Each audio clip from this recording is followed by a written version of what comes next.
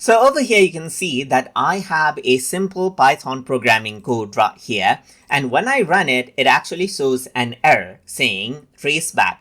So I can actually go ahead and manually correct it out. But one of the easy ways to solve these kind of programming errors is by using Claude.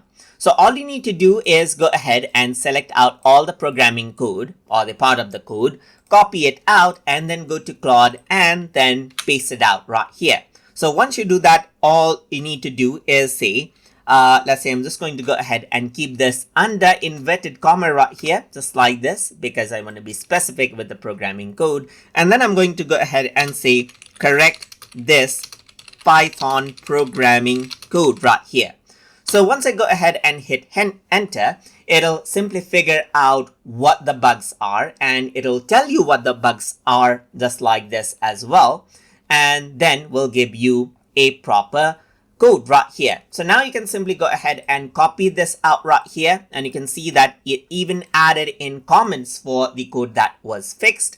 So now what I'm going to simply do is go ahead and paste this out right here, paste the corrected code, and let's see if it works. So if I were to go ahead and hit run, then you can see that now the program actually runs right here.